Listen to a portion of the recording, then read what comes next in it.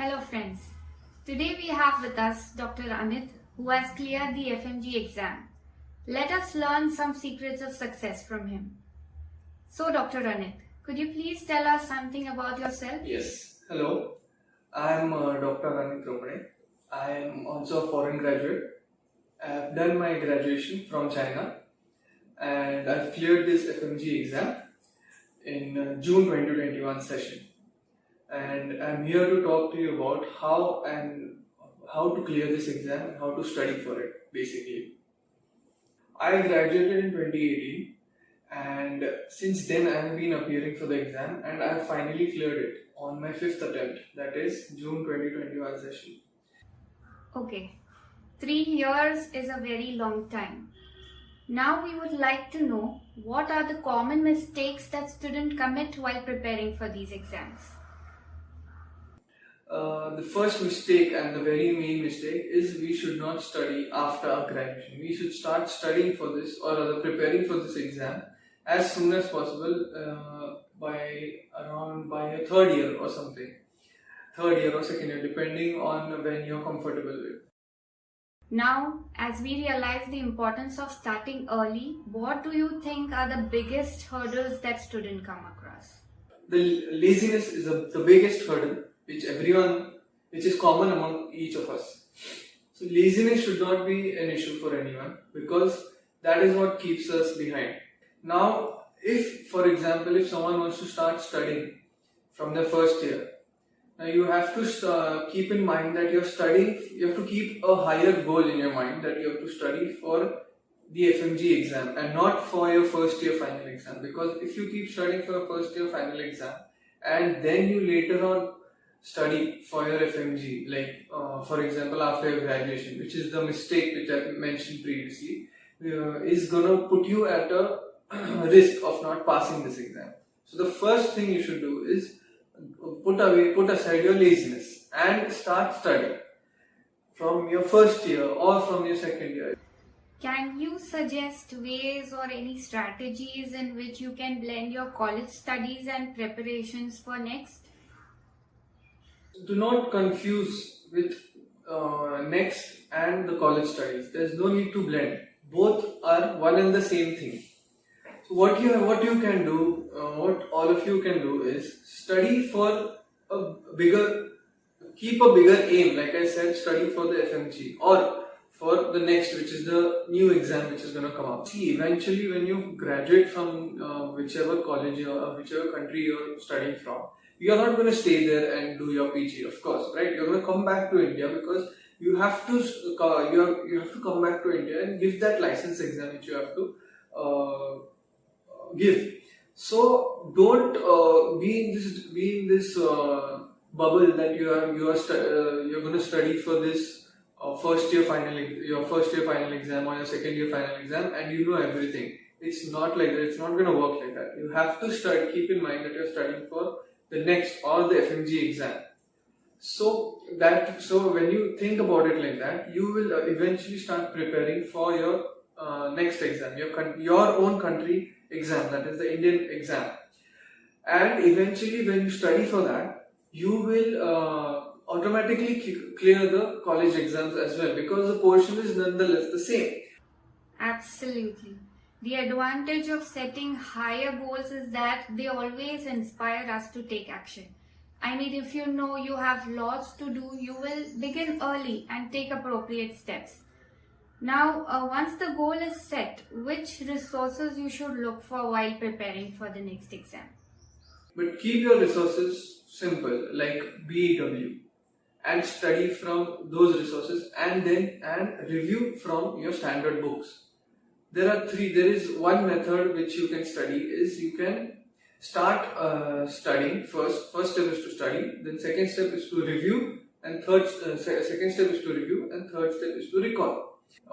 Keep one source of your notes like BEW and do not overlap yourself with lot of new information because there is a lot to study. Keep yourself to one source because if you don't remember anything, how will you remember the new things which you have studied? So always do not go for new things.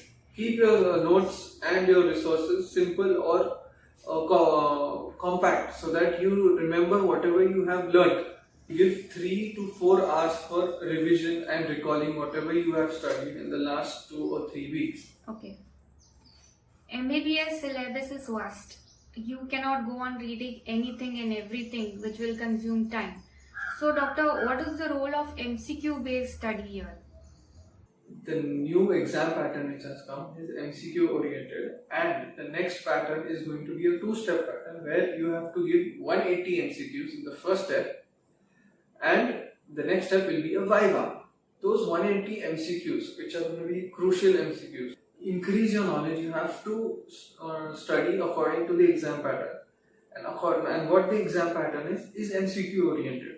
So after you review, after you study, after you recall, after you have seen all your notes or the resources like BEW, start solving questions based on the topic, which are difficult for you or which are easy for you, or whichever topic you find, start solving MCQs on that. Because what happens is, when you start solving those questions, you start thinking for yourself that what is the answer for this.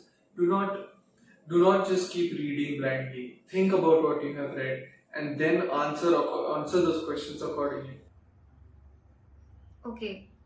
Dr. Anit, you have already faced the evolving pattern of MCQs over recent years. You have faced one-liner questions as well as attempted the more recent clinical questions. What change did you adopt in your methods of studying that led to your success? What I would suggest is you should, like I mentioned before, you should think what you're reading, and you should ask yourself the question, why is this happening, what is happening, and how it is happening, and take down your own notes. Suppose there is ulnar nerve palsy. Now you don't know it is ulnar nerve palsy, but the question will ask that the patient cannot hold the book in his hands, and there is difficulty when he's trying to hold the book up with his thumb and his little finger. So if you know that the nerve supplying the thumb and the little finger, then you can easily rule out that it is either median nerve or it is ulnar nerve. First, you have to look for the palsy which is present. Either it is present in the lateral half of the hand or the medial half of the hand. If the palsy is present in the lateral half, then it is ulnar nerve, or if it is present in medial half, it is median nerve. Or they can give another hint in the question that whenever he drops his hand, it looks like a clawed hand. Now if you know this particular term, clawed hand or clawed fingers, then you can easily rule out it is ulnar nerve palsy. So whenever you are studying, look for those keywords when you are studying. Underline those keywords whichever are present there, and ask why it is happening. For example, ulnar nerve palsy. Why it is happening is because the ulnar nerve has been injured. So look for those keywords and study accordingly, and study by asking yourself as to what is happening, looking for what is happening in the condition, why it is happening and where it is happening, all these, and how it is happening. All these questions you should ask yourself while studying. I'm not saying you should study for 10 or 15 hours. Study for 6 to 8 hours. But study with full focus and full concentration. Okay. That was very informative. Any tips that you would like to give to your juniors? My advice is, like I said, start early and make a proper timetable, and study consciously, keep consistency, which is one more point which I would like to stress, is keep consistency. Once you start, do not be lazy to continue what you have started. Always give your 100% effort whenever you are studying.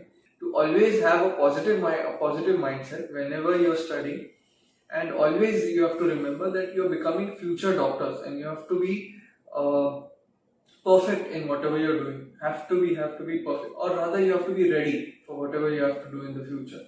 So always stay calm, always stay positive, always give your 100% effort, and always remember that you have that capacity in you to do everything. You just have to believe in yourself, and you have to have that faith that you can do it.